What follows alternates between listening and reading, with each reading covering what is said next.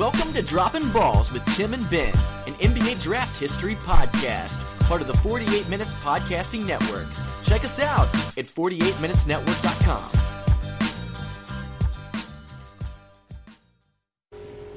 Hey everybody, welcome to Droppin' Balls, our draft history cast here on the 48 Minutes Network. Now, those who have listened to the Corner 3 in the past as we make this change, you know this show normally as Here Come the Young Guns, where my pal Ben Brown and I, who's on the line with me, we discuss previous into NBA drafts, we talk some history and kind of give our thoughts on drafts and have some fun with it. We get real creative, so that stays the same. The only thing that's different here is the name. All the stuff we're going to do moving forward, we're really excited for. So with that being said, Ben, the Corner 3 has been good to us. Here Come the Young Guys has been good to us. But I'm really excited for these changes, and I'm really excited for what we're going to do move forward with the show. Absolutely. I am very excited about the growth of the product, what you all have been able to do, and what we're going to be able to grow on moving forward is very exciting. So this whole network, the 48 Minute Network, Dropping Balls, it's exciting to be back, and I'm excited to be a part of it, and get ready to have some exciting NBA talk, because our NBA is ever evolving, ever changing, with great drama, great dramatics. So I'm excited, very excited. Yeah, and those who know, yes, obviously, we know that talking NBA drafts is very limited. We are not dumb. So don't think when we're done recapping all the drafts we want to talk that Ben Brown is not going to be a part of the 48 Minutes team. He will always be a part of our team. I'm going to find ways to keep him around. I promise you that. Yeah, and I'm excited about that. NBA basketball is so much fun, and it's really cool to be able to talk about it all the time with guys that know their stuff and are excited about off-season, summer league, regular season, postseason. I mean, it's becoming a 365 type of league, and that's exciting for NBA fans. Yes, it is. So it is becoming a year league, and even with things like Ice Cube's Big 3 League is really helping the product of basketball. Absolutely. FIBA play is the best it's been in years if you're watching international hoops. So, with that being said, I know the old goal of this. We're going to talk the 1995 NBA draft, a.k.a. we can probably call this the Kevin Garnett show. Absolutely. But we're going to kind of talk a little about current events. I know, obviously, if you listen to the finale of the Corner 3, we'll talk about this quite a bit. And we know that we're recording this show July 25th, and this is going to go up August 1st. So, by this point, as we start this topic, Kyrie Irving very well could be traded. But we want to at least, I want to give Ben a chance to kind of talk current events, because I know he's keeping up with like us at the team are. So, man, to see this, what's going on in Cleveland, how sad it is, the run they've had for the last 3 years, winning a title, losing the other two, playing the best team in the world 3 years in a row, and, matching up with them toe for toe most of the time. It's really disappointing for me, I guess, being the resident Cavalier fan on the team, that Kyrie Irving doesn't want to be there anymore. Now, do I understand that he wants to step out of the shadow of LeBron James? Sure. It has that Kobe Bryant, Shaquille O'Neal feel at some stretches, or that Penny Hardaway, Shaquille O'Neal feel if you're biased like me. But yes, it does. It's hard for me because I love watching Kyrie Irving play, even with his flaws for his lack of defense and his weird, I've got to play ISO ball thing he likes to do all the time. He's still such an amazing talent and fun to watch. So I wanted to kind of take a few minutes before we got into the 1995 draft and give you kind of a chance and get your thoughts on this. As I watched it unfold, and I've put out some pretty interesting tweets about it, I really do believe that this is just a microcosm of that organization. So you have Kyrie, you brought in Kevin Love, you've got LeBron back, you've got a team that's been to the finals 3 straight years, you've won it once, you've lost it twice, to arguably, like you said, the greatest team to ever be assembled, with Steph and Durant and Draymond, and they got Klay Thompson and all these stars. I mean, you've made it to the finals 3 years in a row. Now, I don't know how often Cleveland is even used to having success in teams. I mean, I would say it was the 50s, but to me, it just seems like that, like they got the success and they weren't happy with the success. So then all of a sudden, they start moving the GM. The owners becoming more vocal. Talks are they're talking about LeBron. He's going to be a free agent after this season.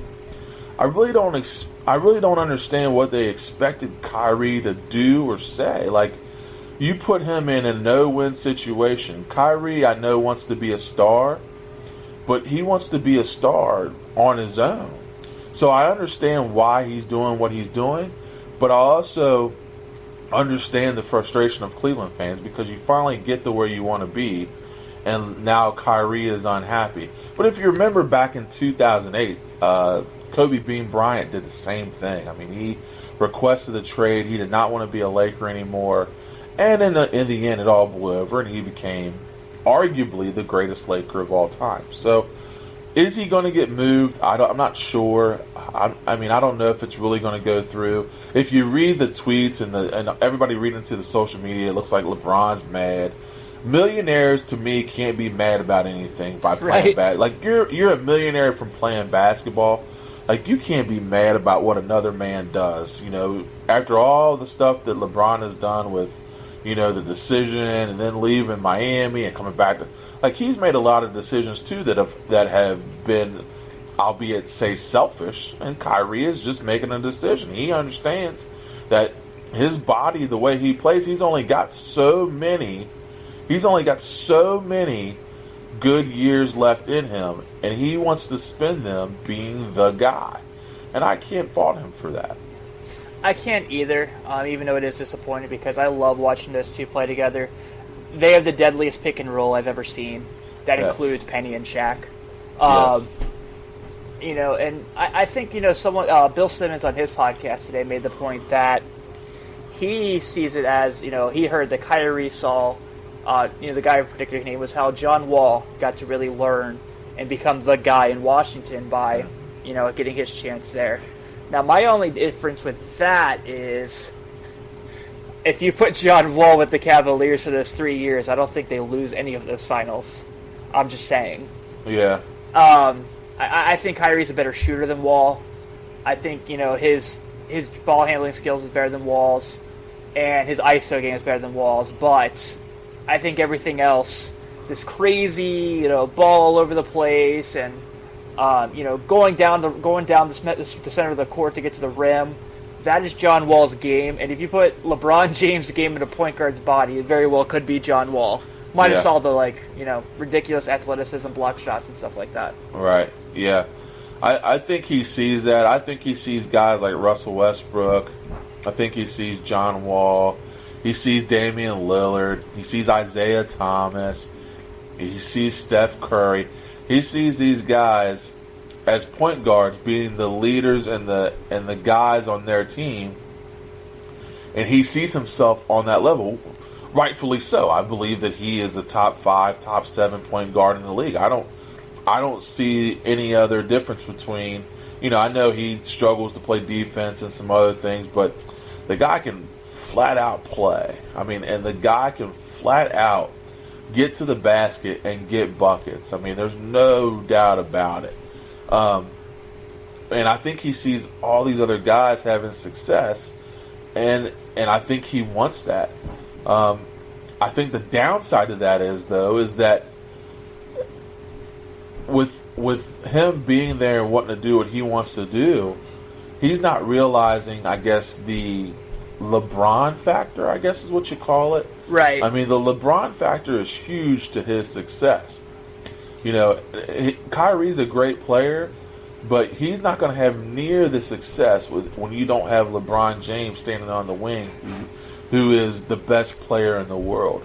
It looks a little bit different when you're standing next to Avery Bradley, or you're standing next to, you're standing next to somebody else that doesn't have the talent of LeBron James and can do the things that he's able to do. So, I think there's tension there. I think that probably there was some tension there between LeBron and Kyrie, but at some point you've got to kind of cut your losses and do what you got to do what's best for you, I guess. But it's kind of sad. I agree with you. It's very sad because those two, like you said, could be dynamic. They're just missing one player.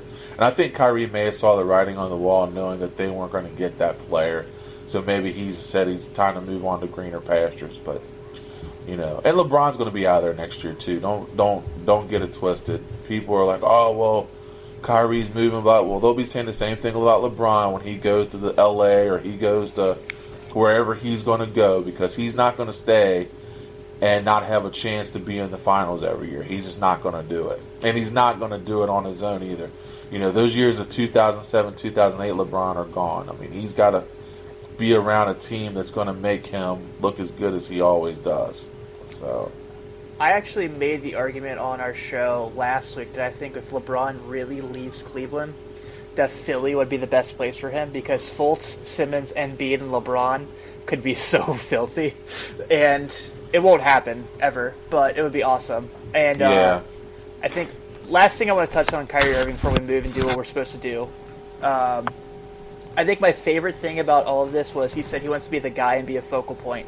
And then his list consists of the San Antonio Spurs, who have, just Kawhi Leonard, maybe the second or third best player in the world.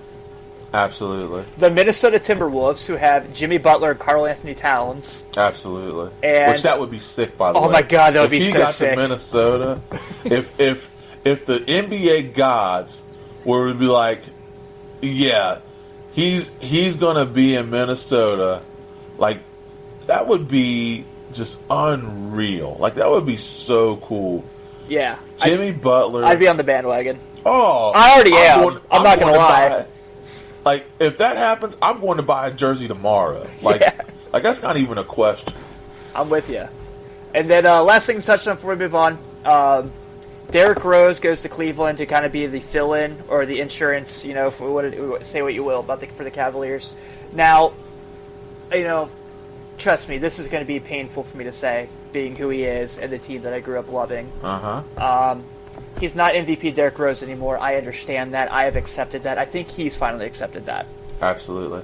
But I think that truly this is the best situation he could be in. And I know there were teams that offered him better, longer contracts and more money. And I think he kind of saw that. You mentioned that writing on the wall. I think he realized I have a chance for at least a year to play with LeBron and Kevin Love. Yep. I have a chance to go to the Eastern Conference Finals. Yep. I have a chance to play in the championship. Absolutely. I'm going.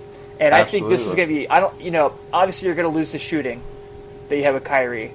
You're probably going to lose the explosiveness that actually, no, probably not. Derrick Rose can still throw down when he wants to. Yeah.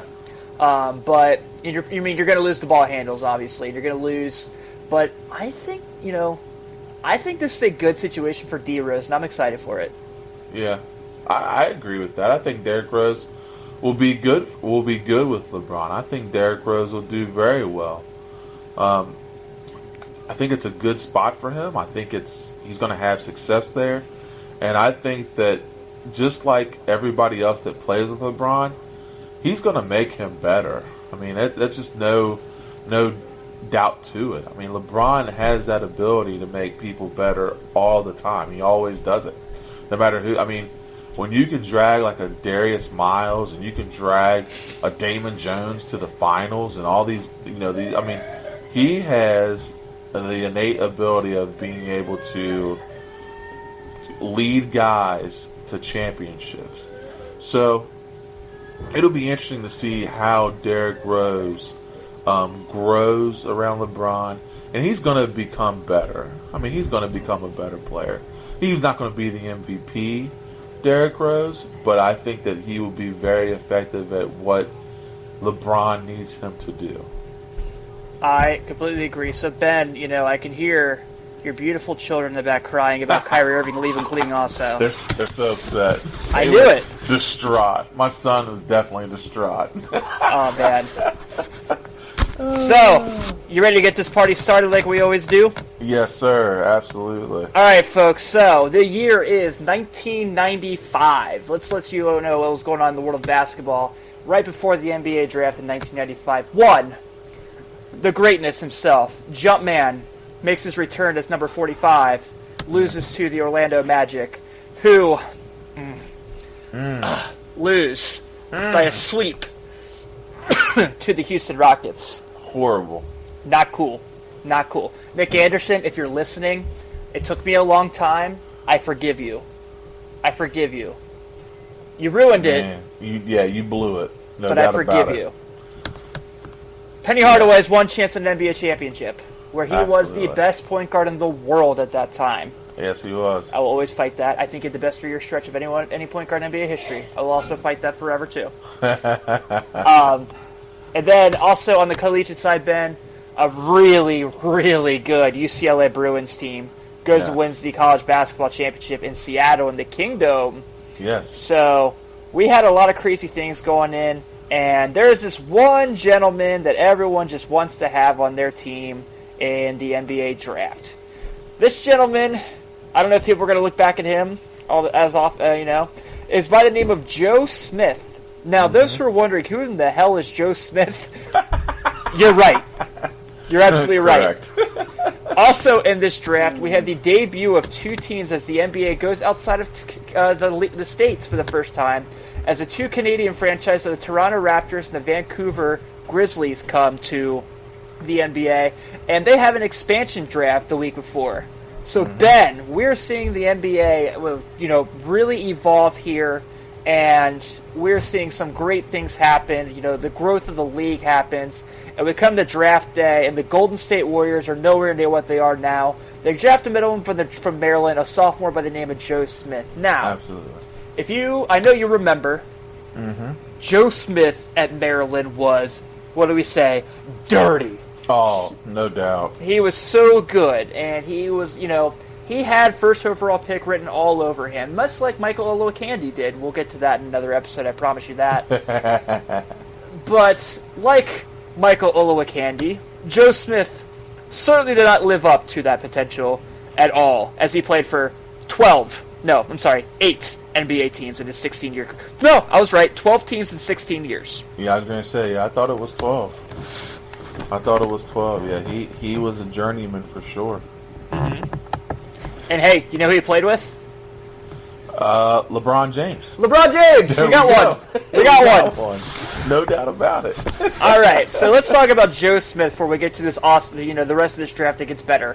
What do you remember about Joe coming out of college, going to the Golden State? They just lost Chris Webber in that trade with Washington. What did you think that Joe Smith would turn out to be? Do you really remember? I do remember it. Joe Smith, like we talked about before, Joe Smith was a phenomenal player in college. The University of Maryland. I mean, he was as dominant as they came. So when he got drafted to Golden State, they just lost Chris Webber.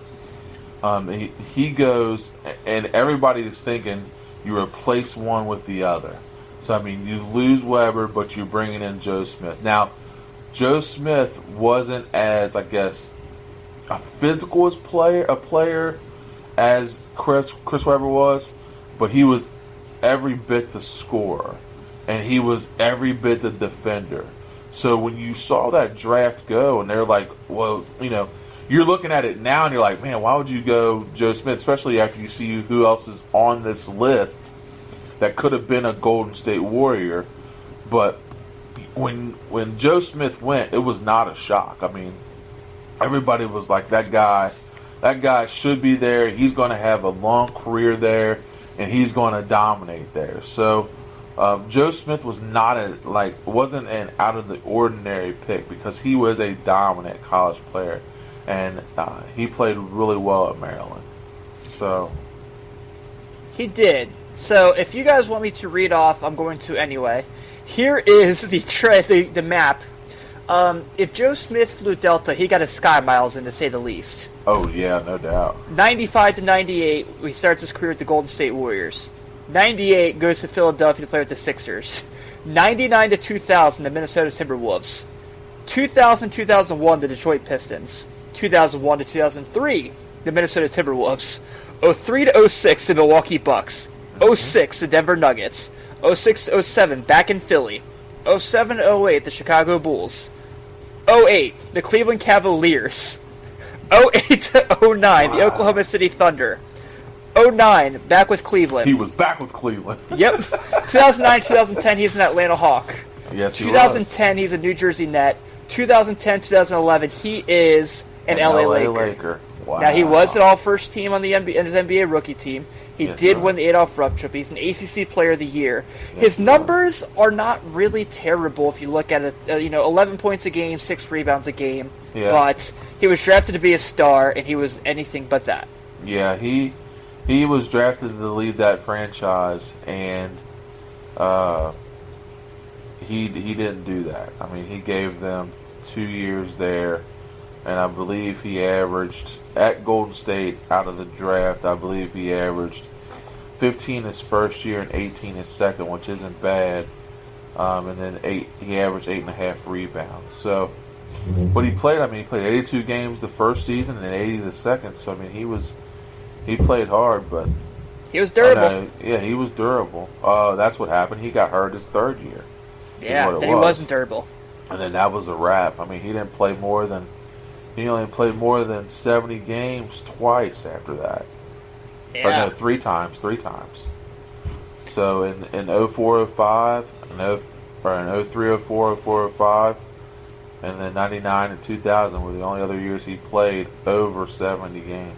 So Yeah. So let's move on to the next pick, man. You talk about a guy that could jump out of the frickin' gym. Power forward, had the ultimate build of a 4. Just a great ball player. 6'9", 245 frame. Could do anything with the ball in the hand on the post. Antonio McDyess, 2 years at Alabama, second overall pick. Clippers take the pick. It's traded to the Nuggets. And he is another guy where he only played one All-Star game. But teams that won, that he was on, he definitely contributed. yeah, absolutely. What I remember about McDyess was that we're an SEC country. I mean, we're right there. And he came to UK, and a whole lot of players don't play really well in Lexington. Right. I mean, and he came in. I mean, I don't remember how many points or rebounds he had, but he definitely stuck out. Like, you were like, man, that guy is dominant. And I mean, he was such an athletic freak. I mean, that guy could jump out of the gym. I mean, he was dunking. He was running the floor. I mean, he was that good. I mean, the things that he was able to do was just phenomenal. He was a really good player. Yes, and he found a way of just really like I said, making teams better. Now Yes, he did. he did go to the Pistons the year after they won the title, but they were still successful when he was there. Obviously, they played another NBA Finals where they lost to the Spurs. Yep. And he was a big part of that. He has, and then he goes and he hops on and plays with Pop in San Antonio for his last 2 years, and he ends up being a great role player there, backing up Tim Duncan. Absolutely. So McDyess definitely did his time. He did his thing. So let's move on here to these next 2 picks, man. 2 guys that are 2 of my favorite players ever. Just so happen to be teammates. And you talk about a team that played Kentucky that year. Yes, they did. There was a pretty brutal North Carolina-Kentucky game that year where Jerry Stackhouse and Rasheed Wallace went against the boys from Lexington. Now, I already talked about Antonio McDyess being able to jump out of the gym. Jerry Stackhouse would put that to shame, how good he could jump out of the gym. And if you see him now, he looks like he can still play in the league. Absolutely. He's a 2-time All-Star. He was a Sports Illustrated Player of the Year coming out of high school, McDonald's All-American. He could do everything on the court and had an excellent NBA career for 18 years. He's now a coach in the G League for the Toronto Raptors. Bro, I love Stackhouse. I just didn't get enough of him at his time of playing. Oh, yeah. The cool thing about that was that if you that North Carolina team, like they were so fun to watch. I mean, Rasheed Wallace, Then you had Jerry Stackhouse. Jerry Stackhouse, to me, coming out of this draft, when I, remembering the draft, like, he was the number one guy to me. And of course, I don't remember what Golden State needed. Of course, Chris Webber left. But Jerry Stackhouse, to me, was the best player in this draft. To me, he was a small forward. He could jump out of the gym. He was a physical player. He shot the ball well. He was a leader. He was on a great North Carolina team. And he had a great pro career. Stackhouse, he played on some quality basketball teams and had some quality minutes and some good runs. He was a really good player. An average 17 points a game in the league for as many years as he played. It was just, Stackhouse to me was that. In hindsight, of course, we all know Kevin Garnett, but coming into that draft, Stackhouse was the guy for me. Yeah, and let's not forget that he was on a very good Dallas Mavericks team that just so happened to run to a mammoth in the NBA Finals that were called the Miami Heat in 2006. Yes. That had Dwayne Wade and Shaquille O'Neal, so can't fault him for that. No, not at all. That team, that team right there that they ran into was just a monster. So, you know what's weird looking at all these players is they're all still in their early 40s. And 3 or 4 of them I've seen on TV lately, and I'm like, that guy looks like he can still go out there and put up 10 in the league. Yeah, absolutely, man. Because to me, for me, I was 17 years old. I remember all these guys vividly. So yeah, to see them at their mid 40s, like, I'm like, man, they all still look phenomenal. They all, most of those guys, like, they did an interview with Rasheed Wallace. They had that Area 21 with Kevin Garnett. Rasheed still looks like he can get 15 and 10. I'm like, dude, you're in mid 40s. Like, how, but so those guys take incredibly, they age well. Yeah, they did. So took good care of their bodies throughout their careers, and you see it now. Let's talk about Sheed, man, because this is the attitude. I've been waiting for this one. This is the attitude of the draft. Now, Sheed plays his first year with the Bullets. Yes. And then he goes on to make a name for himself with the Portland Trail Blazers with Arvydas Sabonis as a front court. Yes. And they were super good together. Yes, which is weird because Arvydas Sabonis came to the league when he was a little older. Yes, he did. He still played damn good basketball. He did. Sheed was kind of one of those first fours they could shoot from. Like, he didn't just have like a post-up game. Like, he could shoot. And he was a really good defensive player. But what Sheed's always going to be remembered for, and sometimes it got a little out of hand, is just how intense and physical he was. And we're not even talking about Kevin Garnett yet, and we're talking about intense and physical. Oh, man. Rasheed Wallace, to me, and this is why I started laughing. Like, Rasheed Wallace, to me, embodied so much just attitude and aggression. I used to love watching that guy play. Even when he was in the league, I loved watching him play because he was that guy. Like, it didn't matter who they were. When they had those battles with the Lakers or they had battles, it didn't matter if it was Shaq. It didn't matter if it was Kobe. It didn't matter if it was David Robinson, like, he was going to go at your head, and he did not care. And he was a physical player. He was, like you said, he was able to stretch the floor. He shot threes. I remember when he saved that series when he was a Piston. He got hot in I think it was game 3 or game 4. Yeah. He just went on a tear. I think he hit like 3 or 4 threes, scored like 17 or 18 straight points. He had that kind of ability. And his attitude and the way he played, like you said, it got him in trouble sometimes. But man, I was envious of that, man. I love the way that guy played. I think when I look back, and obviously, this is that I've seen, and maybe besides that 96 or 98 Bulls team, that 04 Pistons team that won the title is the best defensive team I've ever seen that won a title. That starting 5 alone All Yeah. those guys could play man-to-man defense. Obviously, Ben Wallace was a 4-time Defensive Player of the Year.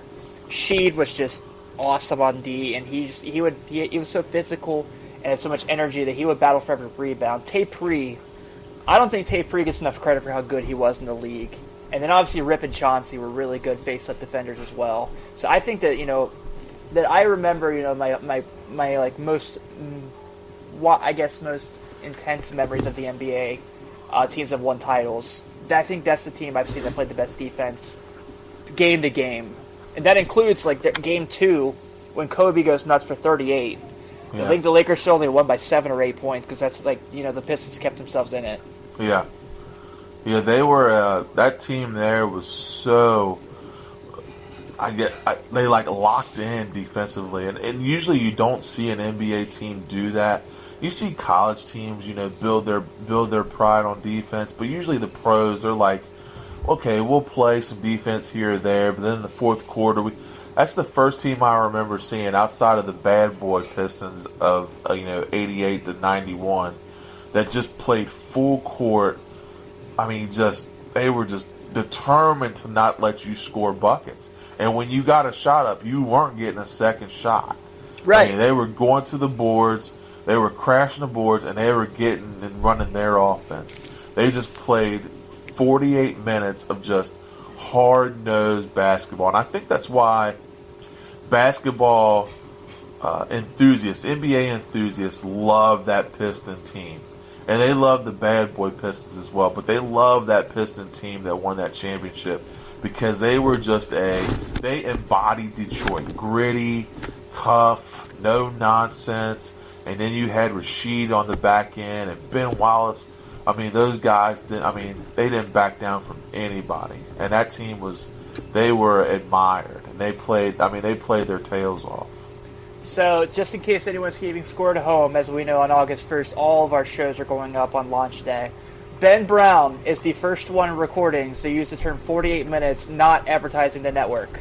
So, Ben, congratulations. Thank you, sir. Thank you very much. All right, so we're going to get to these next 3 picks, and these next 3 picks are very much a huge part of history, not just for the careers these guys had, because obviously 2 of them maybe will never be Hall of Famers, but, they're the first picks of a franchise's history. But this first one we have to get to, Ben, started a trend. And that's obviously the kid, the power forward from Farragut Academy in Chicago, Illinois, Kevin Garnett, who obviously went to Chicago for reasons of, getting out of South Carolina in a bad area, but that's not what we're here to talk about. Right. This is the first kid since Moses Malone that went to the league straight out of high school. So let me ask you this, being that you were, like you mentioned earlier, you were 17 when this happened. You and Kevin Garnett are pretty close in age. Absolutely. What was it like when you heard a kid from high school was going to the league? It was crazy. All I remember is somebody had mentioned Kevin Garnett and the possibility of him going to the NBA from high school. Now, you have to remember, back in the day, we didn't have YouTube, we didn't have any social media, so there was no way really you could find out about a guy unless it was on SportsCenter, press clippings, newspaper articles. You actually had to open the paper and read about people. I know I'm dating myself here, but people talked about Kevin Garnett. And you had your naysayers like, there's no teenage kid that can make it in the league. But I mean, you saw the things he did. Like, he's one of the first kids I remember being on SportsCenter as a high school kid. Like, they would show his highlights, and you would look up and he'd be, just dunking all over these kids and making fantastic plays. And then they talked about drafting him and. They were like, well, he could be anywhere from the 3 pick, or he could be anywhere from 3 to 12, or 3 to 13, and of course you had, like I said, you had naysayers, but when you looked at all of the things that he was able to do in high school, for Minnesota to take that chance and say we're going to ride this guy and give him the opportunity, it really worked out for them. As far as what he gave to that city and what he gave as a player. I mean, he was Kevin Garnett to me, hands down. Top 3 or 4 power forwards of all time. He was another guy that played with a lot of intensity. He's the kind of that guy that had the swagger going. He was the guy that he would dunk and yell in people's faces. I remember people doing interviews about him, saying that he talked trash and he would talk trash to anybody. I mean, he would go at people. Kevin Garnett, to me, for my generation, was one of the all-time greats. He was a special player. He was, man. The big ticket, man. The big ticket, man. He's one of those few players that actually got really bummed out when they retired. And everything you said's true. I fell in love. I always loved Kevin Garnett. That MVP year when he won in Minnesota, it's one of the most underrated MVP seasons ever. Absolutely. And obviously, that run he had with the Celtics when they won that title, and they went back to another Game 7 was just amazing. Garnett will always be one of my favorite players ever. Him and C. Webb are probably my favorite fours of all time. I have a hard time picking between the two.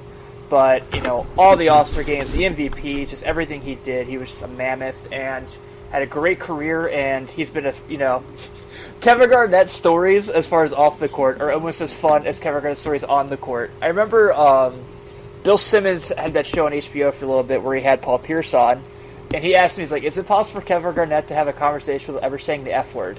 And Paul Pierce said, no, there's no chance that's happening. Yeah, that's been the big thing. I know that a lot of people say that he is a vulgar individual, and I mean nobody said anything bad about him, but they say that he's very colorful. We'll just leave it as that. We will. We could spend this whole show talking about Kevin Garnett, but we got to get to these next two guys before we kind of skip through the rest of the draft. Bryant Reeves, first pick ever for the history of the Vancouver Grizzlies, senior of Oklahoma State. Only played 6 years in the league, but started in the league as a boom. Everything kind of went down because of injuries, and he had some weight issues, if you remember. Yes, he did. He played a lot of games, but his minutes went down slowly but slowly. His second year in the league, he played 37, and then he went down to 2 years later playing 28. Yeah. I think what's also interesting about him was this is the guy that Shaquille O'Neal said was the toughest player he ever had to guard. Shaquille O'Neal had to play against Hakeem Olajuwon in the finals. He had to play against, Rick Smits, and who was a really good offensive center. And let's not forget, going against Zoe when Zoe was a member of the Nets in the finals also. Yeah. I mean, David Robinson. Shaq's seen them all. Yeah, and this is the guy. And I don't think people will look back on Bryant Reeves and say, man, that guy's a Hall of Famer, that guy's a great. But he was damn good. And he was. It's just, unfortunately, sometimes your human body catches up to you with pains and aches. And, being a professional athlete, that's bound to happen. But I think, I think we deserve to give Bryant Reeves some time to talk about him here and really say, he was pretty darn good on the court. He was good.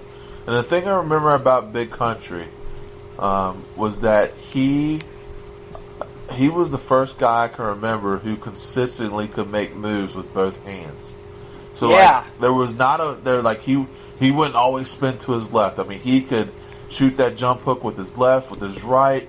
He had a 12 to 15 foot jump shot. He was a good post player. He could make moves, and for as big as he was, he moved really well at the center position. The guy, he averaged 13 and 7. Yeah. So it wasn't like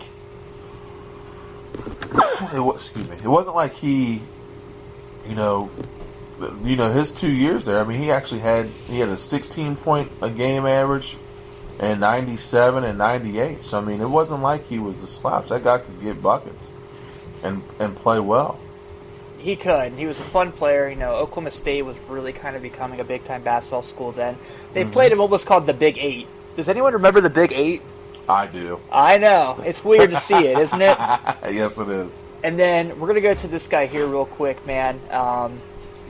Obviously I'm biased when I say that Penny is my favorite nickname in the world of all time for basketball players. But Mighty Mouse is a close second. The Yes, 1996 NBA Rookie of the Year, Damon Stoudemire, had those fun shoe commercials when he had actually got Mighty Mouse in his commercials, which was unheard of at that time. Yes, he did. Damon Stoudemire was, and I know this is an easy thing to say, so good at basketball. was. Oh my God, he's the first pick in Raptors history, and he lived up to it in his tenure there, which wasn't very long. He went on to join Rasheed Wallace in Portland and have some really good years there as well. And then did some time in Memphis, also as a Popovich standout. That's going to be our new thing. We're going to count how many guys have played with LeBron James and how many guys have played for Greg Popovich in these draft shows. There we go. Absolutely. So, let's talk about Mighty Mouse, man. What do you remember? Because I think he was really one of those first, him and Marbury around the same time. Were really first, big-time slasher point guards in a long time. Yeah. Damon Stoudemire, to me, was that he was that guy, that first guy where he was really undersized. But, he went in there and played with the big boys and he would go at those guys and get to the basket. He had a sweet left-handed jumper. And I remember he was just, from about 97 to about 2001 or 2, you would be hard-pressed to find a better point guard than Damon Stoudemire. Yeah. He was just, with those Portland teams, he just did some unbelievable things. Like you said, he was Rookie of the Year in 95, 96. He was able to do some amazing things there in Portland. I have a lot of respect for Damon Stoudemire because he got the absolute most out of his tiny frame and was able to play a lot of years in the league and play on some pretty successful teams. So a lot of props to Damon Stoudemire. He was a phenomenal player. He was very good. He was, and he's a guy that I'm always going to look back in fond memories of really kind of starting that, making the Toronto Raptors cool thing. Yes. And then, so we're going to kind of skip through here before we get to our mock draft here. Ed O'Bannon was the 9th pick to the New Jersey Nets. Probably not necessarily known for his NBA career. He's just known for ruining NCAA video games. So thanks a lot, Ed. Way to get your money, pal. That's a whole other conversation for another day because I'm really upset about it. Every time on Twitter or Facebook, well, this would have been the anniversary of NCAA 2018. I'm like, great, thanks a lot because thanks, Ed. Yeah, there was nothing better than when that game would drop every year. I know, man. And you would have tournaments, and you would just go at people's heads playing NCAA basketball or NCAA football. Thanks again, Ed O'Bannon. Jerk. Kurt Thomas rounds out the top 10. Played a lot of years in the league also.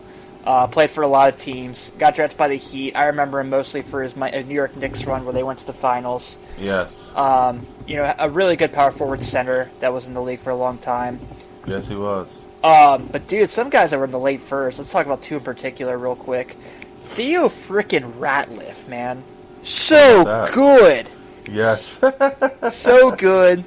Out of Wyoming. Out of the University of Wyoming. You talk about guys that were guys that stood out for how good they were defensively. This dude was one of them. He was an unbelievable shot blocker, obviously. Won a title with the Celtics when they picked him up. No, he didn't. I got that wrong. I take that back. I thought he won a title with the Celtics. I was wrong. That's okay. No, someone else. But, no, I'm sorry. I'm thinking of P.J. Brown. They're the same person. One and the same. Yes. And then, obviously, Michael Finley, who we talked about guys that could frickin' throw it down. Oh, man. Oh, my God. Finley. Michael Finley was so dirty, man. I know. That guy, remember, he's a Jordan Brand guy, too. Mm-hmm. People don't remember that. That guy, he had some great years in Dallas, man. There were some years there where he was the top 5 to 10 player in the league. Michael Finley was a threat. He was, man. He was a good player, man. Yeah. And then the pick for him, as a Chicago Bulls lover, I can't, not talk about my boy, Jason Caffey. Yeah, but he really did nothing in the NBA, but he was awesome. Two-time NBA champ, holla. Yeah, I was going to say, yeah, he's got a couple rings. Yeah. And then kind of go through the rest of your Greg Ostertag, obviously played on those Utah Jazz teams that couldn't beat Jason Caffey's Chicago Bulls. Yep. Travis Best at 23. Yeah. Man, he had some. There's another one on here, and I was going to talk about, and I know that you don't remember, but Lou Rowe. Now, Lou Rowe played with Marcus Camby at UMass, and he was so good there. And then he got in the league, and I think he only played 2 years in the league. Yeah. He may have had a total of maybe 60 games, maybe 66 games, 2 points and 1 rebound.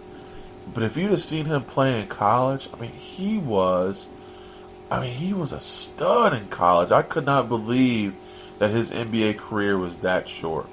Yeah, that's actually surprising. Take a step back real quick. Add Michael Finley to the list of players that played for Popovich, obviously. Oh, yeah. Got a ring in San Antonio. And then we got 2 more played with LeBron James in the second round. Mr. Donyell Marshall out of UConn. Yes, indeed. And then 4 picks later, Mr. Eric Snow out of Michigan State. Wow. Both played with LeBron. Yep. Eric Snow was he's an interesting one, man. I mean, he wasn't the most athletic guy, but he always ended up on really good teams. He's almost like, you know who he reminds me of? He's almost like Andre Miller. Like, to me, Andre Miller doesn't get near the respect he should, right, for how many teams he's played on and made good, like, and made them better. Like, he just does not. To me, Andre Miller does not get that credit. And I think Eric Snow's not on the level as Andre Miller, but he's still a guy that put in some really, I mean, he played opposite of Allen Iverson, played opposite of LeBron James. Yeah. I mean, he's been on some Ray pretty Allen. decent teams. Ray Allen. I mean, he was on some pretty decent teams. So yeah, he was. Shout out Eric Snow, man. Yeah, he was tough. Yeah, and I will say this about Andre Miller. In my honest opinion, he's the second greatest Denver Nuggets point guard of all time, behind Mahad Oduruhuf. Oh, yeah. That's the only guy I put above him. Robert Pack's got a competition for me just because I liked watching him dunk. Right. Yeah. That's another one, man. Andre Miller, I mean, I know he's not in this draft, but he's a guy to me that is he's very underrated. I mean, we could have a whole show about that, but... Oh, we will. Yeah, because Andre Miller to me, he does not get the credit he deserves, but that's for another time and place. Shout out Andre Miller. Shout out Andre Miller. So, last guy we're going to talk about here in the notable undrafted, it's obviously Kevin Ollie, played some time in the NBA, had some good runs. John Amici, who, is one of the bravest athletes to ever play in the world of sports, so I give him props, obviously. Absolutely. Kevin Ollie, add him to the LeBron James list.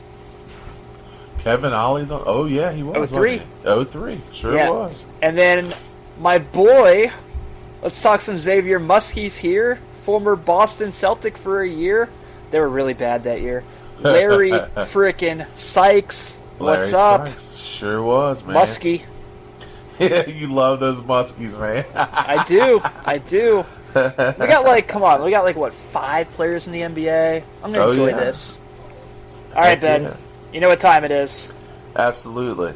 It's time, so if you're catching Dropping Balls, a.k.a. formerly known as Here Come the Young Guns for the first time, we like to end these draft shows with our own 10-team mock draft, where every episode Ben and I will rotate who gets the first pick of the draft, and we will move from there.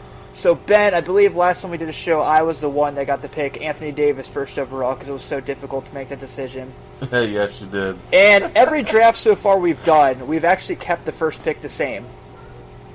This time, I have a feeling it's going to be a little different. So, Ben, at number 1, you're the Golden State Warriors. Who do you take? Man, I've looked at this. I mean, of course, we are redrafting now, but Golden State needed a power forward. Chris Webber had just left. If you're looking at it, if you know what you know now, you got to go Kevin Garnett. Yep.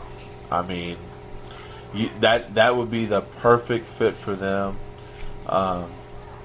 KG, I mean, everybody knows what he's already done and what he accomplished. You have to go Kevin Garnett there as your number 1 overall pick. Yeah, I agree. At 2, Antonio McDyess, you're my boy. I loved watching you play. You had a great NBA career, did a lot of awesome things, played on a lot of good teams. You're a Popovich guy. But when the Denver Nuggets make this trade with the Clippers, they're getting Rasheed Wallace to fill that role. Absolutely. Because Rasheed just did everything. You talk about an NBA All-Star, an NBA champion, a great defensive player. Had the pedigree coming out of North Carolina. I'm going Sheed there, though. The athleticism may still lean in McDyess's favor. I still like my boy Sheed at 2. I agree. Rasheed has to go there. Knowing what you know now, he would have been a really good fit there for the Clippers. Clippers still would have been bad. They were the Clippers, but Rasheed Wallace gives you a little bit more attitude. Maybe gives you a better opportunity to bring in free agents to the Clippers, knowing that a Rasheed Wallace is there. So, I like that pick. Thank you. Number 3, Philly. I got to stay with my man Stackhouse. Yeah, man. Stack to me was like I've already said before. He was such a phenomenal player, and he was able to do some great things in the league. And I had to stay with my man Stackhouse there. He was tough. Yeah, that makes sense. So I'm just going to swap the picks here. Since Sheed went to the Clippers, which was traded to the Nuggets at 2. I'll go ahead and put Anthony McDyess at 4. Obviously the player he was, the greatness he had. I think that he would have been really good for Washington, even though they had Chris Webber. I think this is right around the time they got Juwan Howard. So they were power forward central. Absolutely. So let's just add Antonio McDyess to that. There you go. Might as well. Yeah. Ooh, number 5 Minnesota with Garnett off the board. Man, with Garnett off the board, you gotta go. You gotta go Joe Smith. Ooh, okay. Keep it in the top 5. Joe Smith. Yeah. I dig it. I'm thinking Minnesota. Power forward. You need a power forward. If you pick up Joe Smith there, he was a good player, and he was. He couldn't do the things that Kevin Garnett could do, but he could get you, 15-8, 15-9, and be okay. So, right on. I like him there. Yeah, that's a good pick, man. So thank you for that, because at 6. The Vancouver Grizzlies just had Theo Ratliff fall in their pockets. Oh, yeah. Yeah, you talk about a big man to build your team around for the future. I love Bryant Reeves. Like we said, Big Country had when he was on, he was on. But Theo Ratliff was on for a lot longer. Really could have set the tone defensively for what the Grizzlies would become in the future. Yeah. Obviously, we know, at this time you don't know, but in the next year or two, Mike Bibby's coming to town. Absolutely. So Theo Ratliff makes things happen there. Oh, yeah, I like that pick. Yeah, he would have been good there. He would have been really good there. So we're at 7. The Raptors. Man, of course, I love Damon Stoudemire. I'd have to keep him there. Damon Stoudemire, like you said, he made it cool to be a Toronto Raptor. Yeah, he did. I remember seeing number 20 Toronto Raptors jerseys everywhere. I think that what he did for that culture, being their first year in the league, Damon Stoudemire was the perfect fit. He was the perfect player for them. So I would keep him there at 7. Okay. So 8, this pick was originally the Blazers that they got from Detroit that they traded to the Bucks. Yeah. You following? Okay, Absolutely. Good. I'm going to take Michael Finley in that spot. Ooh, yeah. Ray Allen's coming the next year in the 96 draft. You got your 2 and your 3 for the future right there. Enough said. That's a good pick, man. Michael Finley would have been right there. Sean Respert. Wow. Man, he was good. He was good at Michigan State. Yeah, he was. Yeah, he was good at Michigan State. Didn't pan out very well in the league, though. No. Had a tumultuous, looked like, 7 years? 7 years and 5 different teams? 4. So, 4 went overseas. wow. But he's been coaching. Yeah. He's on Fizdale's Where's he staff. coaching at? He's Is in he really? Memphis. Yeah. Oh, wow. I did not know that. Yeah, man. Huh. Good for him. Right? Good for him. Good for Sean. A little Sean Rashford update. I never knew that. That's awesome. In case you guys get that question in trivia, Yeah. at the bar next week. Yeah. Now you're ready. Let's see here. All right, Mitch, you're at 9 with the New Jersey Nets. Are you taking Mr. Ruin all the fun? Yeah, I got to pass on my boy, Mr. Ruin NCAA games for everybody. Yeah. If I'm looking at it here, and you are the New Jersey Nets, I know this is going to be an odd thing. But from what he did in Utah, I have to go Greg Ostertag. Oh, I like that pick. Greg Ostertag, I mean, of course, he's not going to get the credit or anything, but he was a really good center for 4 to 5 years there in Utah. I mean, of course, everybody sees him, Michael Jordan doing the reverses and the dunks on him and all this stuff, but Who didn't he do that to? right, exactly. I mean, people realize that's Jordan. He did that to everybody. So I liked Ostertag. I liked him in Utah, and I would like him there in New Jersey. I think that he would have some kind of stabilizing force for the Nets team. Which, if I remember correctly, the Nets were not very good in '95. No, they weren't. So They weren't at all. So Greg Ostertag it would be. All right, man. So that brings me to our 10th and final pick, who it's the Miami Heat, who certainly were not the Miami Heat that we know now yet. Absolutely not. Yes. And they take Kurt Thomas here, and it's hard for me to say that you're not going to take Kurt Thomas, but I'm not going to take Kurt Thomas. I didn't have a single pick stay the same, actually, this time around. That's the first time. Yeah. So, I'll tell you what, man. They're at 13.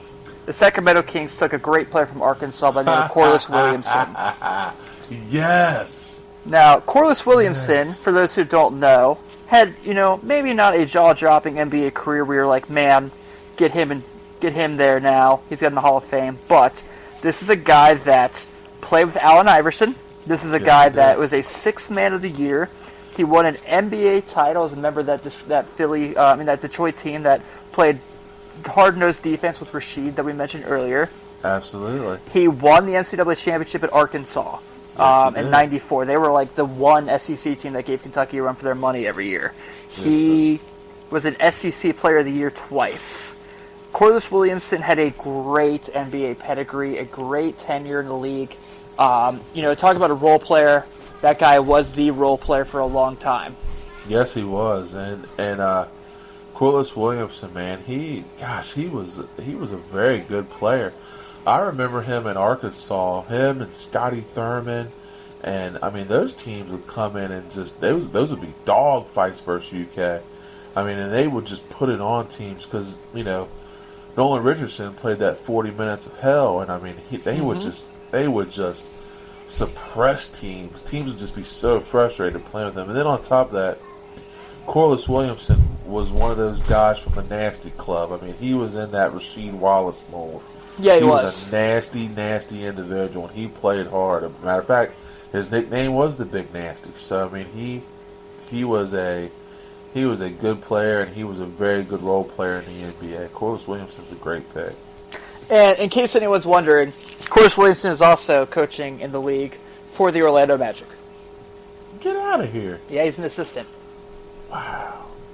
All right. Shout out Corliss Williamson, man. Yeah, man. Staying in the game. That's awesome. David Who else? Stoudemire is a head coach for a college team. I think Pacific University. I think I knew that. I think I knew that one. I think Damon Stoudemire, yeah, he's at Pacific, I believe. Yeah, I think I knew that one. But it's cool to see those guys do that and be able to share their knowledge of NBA and with the college game and other pros. It's cool to see that. Zach Lowe had Jerry Stackhouse on his pod recently. I know we're about to wrap, and like people keep raving about how great of a coach he's been in the G League for it's called the 905 Raptors. It's the Toronto Raptors developmental team. And he's been like, they were awesome. I think they won the G League, and he was like, and you know, people are saying that he's going to be an NBA coach in the next couple of years. That he's going to get a job somewhere. Oh, that would be awesome. To me, I mean, he is. He's a guy that deserves it. I mean, he's put his time in at the league, and now he's coaching other young players. The greatest compliment you could get as a coach is that your teams are performing well and they like you as a coach. I mean, that's aces right there. So I hope he does. I hope he gets an opportunity because Jerry Stackhouse is a guy that put in his time, and now that he's having success there, I'm not shocked. I mean, he was always a good player. So yeah. So with that being said, now we're just a little bit over the hour mark. This has been the first edition on the 48 Minutes Network of the Droppin' Balls NBA Draft Recap Cast. Let you guys know what else we have going on show-wise. Check out Court Stormers with myself and Taylor Bergfeld as we talk college hoops. We're really gonna start in October, but we wanted to do a show on launch just so we can kind of give you guys a feel for what's coming up and what our show is going to be. Also, of course, you can't go without the 48 Minutes regular show, myself, Sean, and Alex, where we keep you up to date on all NBA news. We're going to have a lot more coming. We're going to do a lot of great things. We're really excited for this. So if you're sticking around, thank you very much for really supporting us as we continue to make this happen, try to get our name out there. So, Ben, it's been a pleasure to get this ball started. absolutely. And I think we got to stay in the 90s next round, man. We got to do. Have we done the 98 draft? Did we do that draft? We did the 96 one. We did 96. I do not believe we've done 98. All right. I think we need to do the 1998 draft. I think that's a thing. Ooh, Mr. Olawokande. Yeah. Paul Pierce going 10 in that draft. Paul Pierce going 10. Yeah. So wow. we're going to touch on that because that's a loaded draft too with a lot of really good players. Yes, it is. But everyone, thank you so much. We're so excited about what we're starting here. And have a great night, everyone. Good night, everybody.